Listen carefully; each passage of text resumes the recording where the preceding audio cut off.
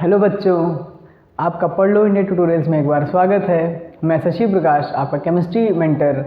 तो हम बेसिकली इस क्लास में एक छोटा सा कॉन्सेप्ट पढ़ने वाले हैं जो बहुत ही ज़्यादा कंफ्यूज करता है। कभी कभी पूछ लेते हैं टीचर्स तो हम नहीं बता पाते हैं, तो बस मैं जस्ट उसको एक्सप्लेन करूँगा कि वो क्या चीज़ है, वो कैसे होता है, उसे क्यों, मतलब वो उसका एक्सप्लेनेशन क्या है, ऐसा क्यों होता है। जैसे कि अगर हम बात करें तो सिंपल अगर हम बात करें तो जैसे मैंने बोला कि इलेक्ट्रॉन्स जो हैं, अगर हम जैसे इलेक्ट्रॉन की फिलिंग से रिलेटेड है ये कॉन्सेप्ट। तो जैसे अगर हम बात करें कि इलेक्ट्रॉन्स फिल कर रहे हैं तो कब हम, जैसे हमने देखा होगा जब हम इलेक्ट्रॉनिक कन्फिग्रेशन करते हैं तो जैसे हम ऐसे लिख रहे हैं 1s2 2s2 2p6 3s2 3p6 4s2 3d7, ठीक, जैसे हमने ऐसे करके लिख दिया, ठीक। तो अब आप देखेंगे हमने जो है 4s2 में जो है इलेक्ट्रॉन को पहले फिल किया, हमने 4s2 में इलेक्ट्रॉन को पहले फिल किया, 3d में हमने बाद में डाला, या फिर हाँ ठीक है, हमने 4s में पहले इलेक्ट्रॉन को फिल किया, 3d में बाद में डाला। हम भाई पहले ऐसे भी तो कर सकते थे कि हम 3d में पहले डालें 4s में बाद में डालें। तो ये क्यों हो रहा है, इसका क्या रीज़न है, पहली चीज़। दूसरी चीज़, एक कॉन्सेप्ट मैं ये क्लियर करूँगा आपका, और फिर दूसरा कॉन्सेप्ट जो है अगर मैं बात करूँ कि कब हमारा जैसे जब हम स्टेबिलिटी देखते हैं किसी भी एलिमेंट की, कौन सा एलिमेंट स्टेबल हमारा कब ज़्यादा होगा, तो जैसे हम बोल देते हैं कि मैं एक केस लेता हूँ मैं, जैसे मैं कॉपर की बात कर लूँ, 29 कॉपर की बात करूँ, 29 कॉपर की बात करूँ, 1s2 2s2 2p6 3s2 3p6 4s2 3d9, ये है कॉपर। लॉजिकली देखा जाए तो ये है कॉपर हमारा, ठीक। लेकिन ये कभी भी स्टेबल नहीं होता है। 2 2 4 6 10 12 6 18 तो 20 9 29, हाँ। लेकिन जो ये वाला है ये लेस स्टेबल है। इस स्टेट में हमें इलेक्ट्रॉनिक कन्फिग्रेशन नहीं मिलता है इसका। हमें कैसे मिलता है, 1s2 2s2 2p6 3s2 3p6 4s1 3d10, हमें ऐसा इलेक्ट्रॉनिक कन्फिग्रेशन मिलता है। तो अब देखिए ना आप, हमने एक तो पहले भरा भी 4s1 में है, लेकिन अब हमने यहाँ पे क्या है कि 3d वाले को हमने कंप्लीट कर दिया है, ठीक भाई। क्यों कंप्लीट कर दिया है, 3d9 यहाँ पे भी तो रह सकता था, 3d9 4s1 भाई। 4s में हम पहले भर रहे हैं इलेक्ट्रॉन, जैसे हमने यहाँ पे देखो 4s में पहले भरा है, वैसे यहाँ पे भी हमने 4s में ही भरा है, लेकिन यहाँ पे हमने 4s को प्रायोरिटी नहीं दी, हमने 3d10 को कंप्लीट करने की कोशिश करी। तो ऐसा किस लिए हो रहा है, तो ये दो छोटे छोटे कॉन्सेप्ट हैं, कंफ्यूज करते हैं अक्सर। तो मैं इन दोनों चीज़ों को आपको एक्सप्लेन करूँगा यहाँ पे, ठीक है। तो चलिए स्टार्ट करते हैं। सबसे पहले देखो, सबसे पहले तो आप ये जानिए जो डिफरेंट सबशेल्स होते हैं उनमें जो नंबर ऑफ इलेक्ट्रॉन्स होता है वो डिफरेंट होता है। हमेशा ऐसा नहीं होगा कि जो हमारे डिफरेंट शेल्स हैं या सबशेल्स हैं उसमें जो नंबर ऑफ इलेक्ट्रॉन्स हो वो सेम हो, ठीक है। मैक्सिमम चांसेस यही होता है कि उसमें डिफरेंट होगा, ठीक है।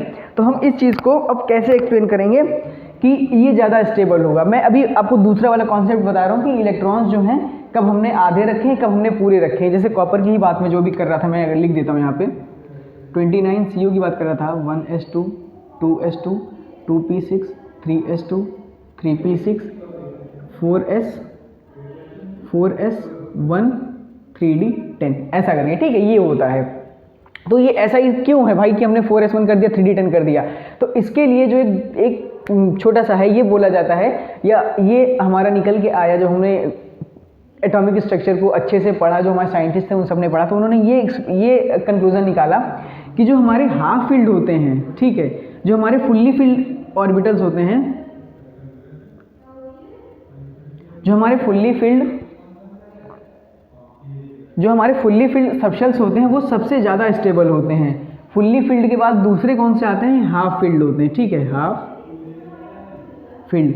और जो हाफ फील्ड के बाद जो सबसे लीस्ट स्टेबल होते हैं वो पार्शियली फील्ड होते हैं, पार्शियली फील्ड, ठीक है। अब इस चीज़ को समझने के लिए आप इस चीज़ को देखिए, यहाँ पे जो हमारा पहला, जो अगर हम नॉर्मल कन्फिग्रेशन करें, जैसे हम सबका कर देते हैं, जैसे 17 Cl का हम करें, या किसी का भी ले लीजिए आप, ठीक है, 7 नाइट्रोजन 1s2 2s2 2p3, ये तो हाफ फील्ड ही हो गया यार। इसकी जगह कोई दूसरा ले लेते हैं, जैसे अगर हम इसकी बात ना करें, कोई दूसरा एलिमेंट अगर हम उठाएं इसकी जगह पे, 11Na 1s2 2s2 2p6 3s1, ठीक ये है। अब देखो क्या है, अगर हम इसका नॉर्मल इस हिसाब से अगर इसका configuration 1s2, 2s2, 2p6, 3s2, 3p6, 4s2, 3d9। अब देखो जब ये 3d9 था हमारा यहाँ पे 4s2 3d9 था हमारा, तब क्या होगा, जो हमारा 3d वाला केस होगा, जो 3d ऑर्बिटल होगा हमारा 3d9, 1 2 3 4। अब देखो 1 2 3 4 5 6 7 8 9। अब जो ये ऑर्बिटल आया, ये सबशेल जो है हमारा, ये हमारा इसकी स्टेबिलिटी उतना ज़्यादा स्टेबल नहीं होगा अगर हम इसको, अब देखो यहाँ पे देखो, ये हमारा जो है ये पार्शियली फिल्ड है, तो जो पार्शियली फिल्ड वाले और सबसेल्स हैं वो लेस स्टेबल होते हैं, लीस्ट स्टेबल होते हैं। इसलिए अब 4s2 से अगर हम एक इलेक्ट्रॉन ले लें, यहाँ पे 4s2 से हम एक इलेक्ट्रॉन ले करके इसको दे दें, ठीक है, तो ये क्या हो जाएगा, 3d10 हो जाएगा हमारा। अब अगर ये 3d10 हुआ तो यहाँ पे 10 इलेक्ट्रॉन्स हो गए, ये कंप्लीटली फिल्ड हो गया, ये देखो फुल्ली फिल्ड हो गया। फुल्ली फिल्ड वाला कौन सा है, सबसे ज़्यादा स्टेबल है। और अगर हम 4s की बात करें तो जब यहाँ पे 10 हो गया, यहाँ पे 1 हो गया, तो 4s जो होगा 4s1, इसमें एक इलेक्ट्रॉन रहेगा। अब ये हाफ फिल्ड हो जाएगा हमारा, तो ये भी स्टेबल हो गया। तो एलिमेंट की स्टेबिलिटी को बढ़ाने के लिए हमने रीअरेंजमेंट किया, इलेक्ट्रॉन्स को इधर उधर किया कि हमारा जो इलेक्ट्रॉन है वो जो एलिमेंट है वो ज़्यादा स्टेबिलिटी को शो करे, ठीक। तो ये इसी वजह से हुआ, जब 4s1 हुआ तो यहाँ पे हाफ फील्ड हो गया, ये भी देखो ज़्यादा स्टेबल हो गया। मतलब हाफ फील्ड और फुल फील्ड हमारे एटलीस्ट पार्शियली वाले से तो ज़्यादा ही स्टेबल होंगे ना, इसलिए हम इस कन्फिग्रेशन को अडॉप्ट करते हैं, इस कन्फिग्रेशन को लिया जाता है। अब इसके लिए बहुत सारे जो एलिमेंट्स हैं हमारे, जैसे क्रोमियम हो गया 24, या कॉपर हो गया 29, या 41 Nb, 42 मोलिब्डेनम, तो इस तरीके के जो एलिमेंट्स हैं, ऐसे बहुत सारे एलिमेंट्स हैं। फिलहाल अगर आप पीरियोडिक टेबल या लिस्ट को देखेंगे तो उसमें आपको बहुत सारे एलिमेंट्स मिल जाएंगे, ठीक है। तो हमने फिलहाल एक ही एलिमेंट उठाया है यहाँ पे, कॉपर। अगर आप ऐसे ही उसको मैग्नीज को, क्रोमियम को देखें, क्रोमियम 24 का भी ऐसा ही कुछ सीन बनता है। तो ये था हमारा दूसरा वाला कॉन्सेप्ट जो मैंने बताया था कि हम इलेक्ट्रॉन्स को क्यों रीअरेंज करते हैं, क्यों इसको 4s1 कर देते हैं, क्यों इसको 3d10 कर देते हैं। ये कॉपर का केस है, बहुत ही प्यारा है, ठीक है। फिर अब इसके बाद जो मैंने एक दूसरा कॉन्सेप्ट लिखा था कि हम इलेक्ट्रॉन्स, अब यहीं पे देखिए आप, हमने 4s वाले में इलेक्ट्रॉन पहले क्यों डाले, हम भाई 3d में भी तो पहले डाल सकते थे। तो इसको एक्सप्लेन करने के लिए जो एक रूल आता है उसको बोलते हैं n+l, ठीक है, n+l। अब देखो कभी कभी क्या होता है, n+l में जिसकी वैल्यू ज़्यादा होती है, जिसकी वैल्यू कम होती है, जैसे अगर हम इसकी बात करें, 4s की बात करें और 3d की बात करें, एक मिनट के लिए आप 9 हटा दीजिए, ठीक है, यहाँ से 9 हटा दीजिए, यहाँ से 2 हटा दीजिए।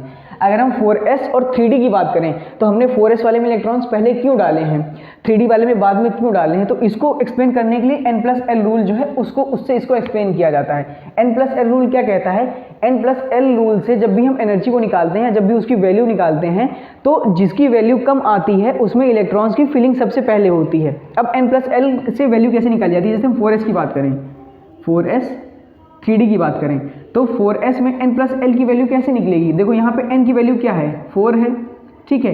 s के लिए l की वैल्यू क्या होती है, जब हमें क्वांटम नंबर्स चैप्टर पढ़े, जब क्वांटम नंबर्स का टॉपिक हमने पढ़ा था, तो जो ये होता है s p d and f, जब हमने s p d f की बात करी तो s क्या है, s में जो l की वैल्यू होती है वो 0 होती है, ठीक। उसके बाद p में क्या होती है, 1 होती है, d में क्या होती है, 2 होती है, f में क्या होती है, 3 होती है, ठीक है। तो यहाँ से l की वैल्यूज़ निकल आई ना, डिफरेंट हमें मिल गई। तो अब यहाँ से हमें अगर 4s के लिए n+l की वैल्यू निकालनी हो तो देखो यहाँ पे l की वैल्यू 0 है, मतलब 4 + 0 = 4 आया, ठीक। अब 3d के लिए n की वैल्यू 3 हो गई, प्लस d के लिए l की वैल्यू कितनी होती है, 2, 3 + 2, तो ये क्या हो गया, 5। तो अब देख रहे हैं ना आप, जो 4s के लिए n+l की वैल्यू आई वो 4 आ गई, और 3d के लिए 5 आ गई, मतलब इसकी एनर्जी ज़्यादा होगी ना, तो इस वजह से इसको बाद में रखा जाता है और 4s वाले को पहले रखा जाता है। ये एक छोटा सा दूसरा कॉन्सेप्ट हुआ जो मैंने आपको डिस्कस किया कि बताऊंगा, ठीक है। उसके बाद अब कभी कभी कुछ केसेस में क्या होता है, n+l की जो वैल्यू होती है वो सेम हो जाती है। अब n+l की वैल्यू कहाँ सेम हो जाएगी, उस केस को हम एक बार देख लेते हैं। जैसे हम किसी दूसरे उसकी बात करें कि जिसमें n+l की वैल्यू हमारी सेम हो जाएगी, किसमें सेम हो जाएगी, उसको भी एक बार अच्छे से एक्सप्लेन कर देते हैं, ठीक। अब देखो, जैसे किसकी बात कर लें, कौन सा एलिमेंट हमें ऐसा मिल जाएगा, ठीक है। तो अभी तो यहाँ पे n+l की वैल्यू हमें डिफरेंट मिली, तो हमें पता चल गया कि जिसमें n+l की वैल्यू कम आएगी, उसमें फिल किया जाएगा। उसके बाद अब जो दूसरी चीज़ आती है, कभी कभी क्या होता है, ये जो n+l की वैल्यू ये सेम हो जाती है, तब हम क्या करेंगे, उस कंडीशन में क्या करेंगे। जैसे इसके लिए कौन सा केस लिया जाता है, 3D और 4P अगर हम ले लें, जैसे हम एग्जाम्पल आपको समझाएं, एक एग्जाम्पल ले लें, यहाँ तक दिख रहा है या इधर हटा देता हूँ, या देखिए 3D एंड 4P, ठीक है। जब हम इलेक्ट्रॉन, अब जैसे 3D और 4P की बात करें तो 3D और 4P में जैसे वैल्यू सेम आ जाएगी दोनों लोगों की। अभी भाई हम यही तो कह रहे हैं ना कि किसमें इलेक्ट्रॉन पहले जाएगा, तो जिसमें n+l की वैल्यू कम होगी उसमें इलेक्ट्रॉन जाएगा। लेकिन यहाँ पे n+l की वैल्यू क्या आ जाएगी, इसके लिए n+l की जो वैल्यू होगी वो 5 होगी, और 4P वाले के लिए क्या होगी, 4 + 1 5। अब देख लीजिए यहाँ वैल्यूज तो सेम हो गई। अब जब n+l की वैल्यू सेम हो जाएंगी तो जिसमें n की वैल्यू कम होगी, जिस एलिमेंट या जिस सबशेल में n की वैल्यू कम होगी उस सबशेल में इलेक्ट्रॉन को पहले फिल किया जाएगा। अब जैसे यहाँ पे n की वैल्यू 3D में कम है, भाई यहीं पे तो n की वैल्यू देखो, यहाँ पे 3 है, यहाँ पे 4 है, तो यहाँ पे कम है, तो यहाँ पे इलेक्ट्रॉन को पहले फिल किया जाएगा। तो ये थे दो छोटे छोटे कॉन्सेप्ट जो बहुत ही ज़्यादा कंफ्यूज करते हैं, एग्जाम में पूछे भी जाते हैं, टीचर्स भी कभी कभी पूछ लेते हैं, अगर उनको मारने का मन कर रहा है तो ऐसे ही पूछ लेते हैं कि एक बताओ इसमें पहले इलेक्ट्रॉन क्यों फिल किया जा रहा है, उसमें इलेक्ट्रॉन बाद में क्यों फिल किया जा रहा है, या हमारा कौन सा वाला ज़्यादा स्टेबल है, कौन सा वाला लीस्ट स्टेबल है, ये भी पूछ लिया जाता है। तो ऐसे ही छोटे छोटे कॉन्सेप्ट्स के लिए जुड़ते रहिए पढ़ लो इंडिया क्लासेस से। Thank you.